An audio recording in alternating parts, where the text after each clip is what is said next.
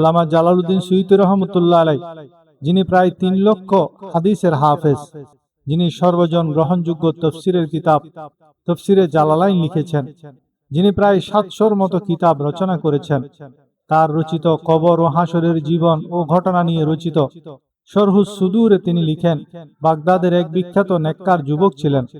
তার মা মারা যাওয়ার বেশ কিছুদিন পর যুবকটি রাতে স্বপ্নে তার মাকে দেখলেন। তিনি দেখলেন তার মায়ের কাফনের কাপড়টি মলিন, জীর্ণ এবং ছিঁড়ে গেছে। মা স্বপ্নে অত্যন্ত মলিন মুখে ছেলেকে বললেন, হে আমার বৎস, আমার কাফনের কাপড়টি নষ্ট হয়ে গেছে। দুনিয়াতে থাকতে আমার যে কাফন দেওয়া হয়েছিল তা আর পরার যোগ্য নেই। আমি বারজাখের অন্য আত্মাদের সামনে খুব লজ্জিত বোধ করছি। যুবকটি ব্যাকুল হয়ে জিজ্ঞেস করল, আম্মা, আমি কিভাবে আপনার কাছে নতুন কাপড় পাঠাবো? কবর জগৎ তো বন্ধ। তখন মা বললেন, শোনো, অমুক মহল্লায় অমুক গ্রামে একজন অত্যন্ত পরহেজগার এবং পুণ্যবতী নারী বাস করেন। তিনি দুনিয়াতে আমার দ্বীনী বোন ছিলেন এবং আল্লাহ তাআলা আমাকে বরজাখে সুসংবাদ দিয়েছেন যে তিনি জান্নাতেও আমার সাথী হবেন। আগামী পরশুদিন তিনি ইন্তেকাল করবেন এবং আমাদের এই জগতে চলে আসবেন। তুমি এখনই একজোড়া সুন্দর নতুন কাপড় কিনে রেডি করো। তিনি মারা গেলে তার কাফনের কাপড়ের ভাঁজে আমার এই কাপড় দুটি দিয়ে দিও। তিনি আমানত হিসেবে তা আমার কাছে নিয়ে আসবেন। ঘুম থেকে উঠে যুবকটির অন্তর কেঁপে উঠল।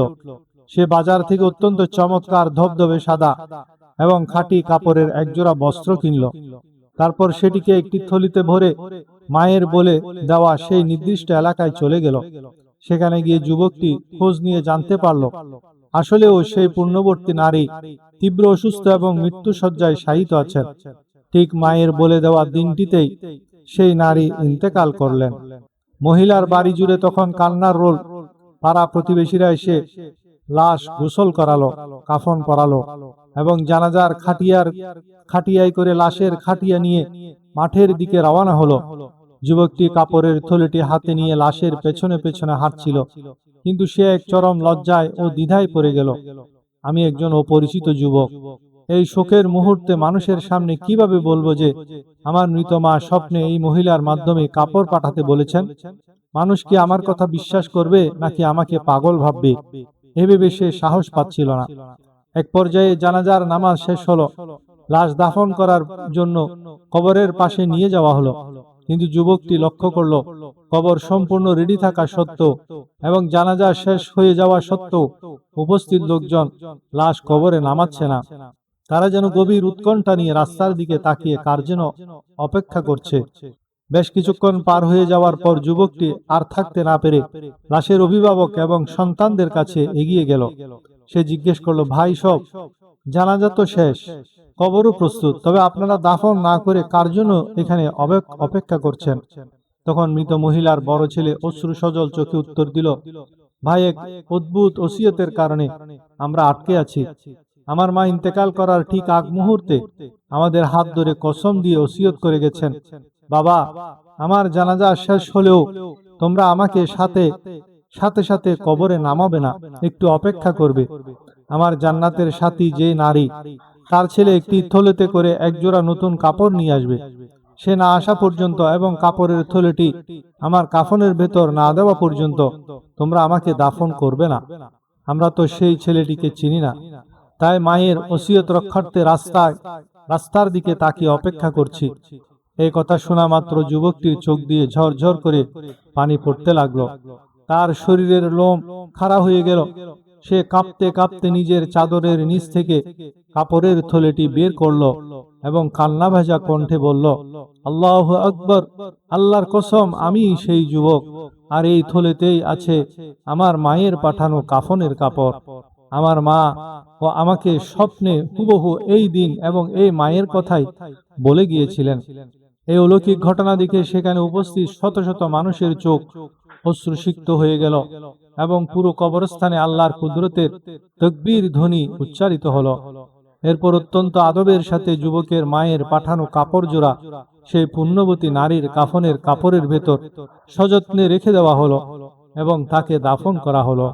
সে রাতেই যুবকটি পুনরায় তার মাকে স্বপ্নে দেখল। মা এবার অত্যন্ত আনন্দিত নূরের ঝলমলে চমৎকার একজোড়া নতুন পোশাক পরিধান করে আছেন। মা হাসি মুখে ছেলেকে বললেন, জাযাকাল্লাহু খাইরান, আল্লাহ তোমার কল্যাণ করুন। হে আমার প্রিয় বৎস, তোমার পাঠানো কাপড় আমি পেয়ে গেছি। আমার জান্নাতের সাথী বোনটি অত্যন্ত বিশ্বস্ততার সাথে আমার আমানত আমার কাছে পৌঁছে দিয়েছেন। ইমাম ইবনুল কাইয়িম রাহমাতুল্লাহ আলাইহি বর্ণনা করেন, যখন কোনো মুমিন ব্যক্তি মারা যান তখন বারজাখের জগতে পূর্বেই ইন্তেকাল করা মুমিন আত্মারা তাকে দেখার জন্য এমনভাবে ছুটে আসেন যেমন দুনিয়াতে কোনো নিখোঁজ আপনজন ফিরে এলে মানুষ আনন্দিত হয়। তারা তাকে জিজ্ঞেস করেন, আচ্ছা, দুনিয়াতে অমুক ব্যক্তির কি অবস্থা, অমুক নারীর কি বিয়ে করেছে? যখন তিনি বলেন, সে তো আমার আগেই মারা গেছে, তখন আত্মারা আফসোস করে বলেন, ইন্না লিল্লাহ, তাকে তাহলে তার আসল ঠিকানা হাবিয়া জাহান্নামে নিয়ে যাওয়া হয়েছে, আমাদের কাছে আনা হয়নি। তাবিয়ে সাদ ইবনে জুবাইর বর্ণনা করেন, তার পিতা মারা যাওয়ার পর তিনি তাকে স্বপ্নে দেখেন। পিতা অত্যন্ত আনন্দিত এবং চমৎকার পোশাকে ছিলেন। সাদ জিজ্ঞেস করলেন, আব্বা, আপনি ওখানে কেমন আছেন? পিতা উত্তর দিলেন, বৎস, বরজাখের জগৎ এক অদ্ভুত শান্তির জায়গা। এখানে আমরা সব মুমিনেরা একসাথে থাকি এবং একে অপরের সাথে দেখা করি। সাদ জিজ্ঞেস করলেন, আপনারা কি আমাদের কথা জানতে পারেন? পিতা বললেন, হ্যাঁ, দুনিয়া থেকে যখনই কোনো নতুন মানুষ মারা গিয়ে এখানে আসে আমরা সবাই চাদর গুটিয়ে তার চারপাশে বসে যাই। যেমনটা দুনিয়াতে কোনো কাফেলা আসলে মানুষ হুমড়ি খেয়ে পড়ে, আমরা তার কাছ থেকে আমাদের আত্মীয়দের খবর নিই। এমনকি কেউ যদি দুনিয়াতে ভালো কাজ করে আমরা খুশি হই, আর খারাপ কাজ করলে আল্লাহর কাছে তার জন্য মাফ চাই।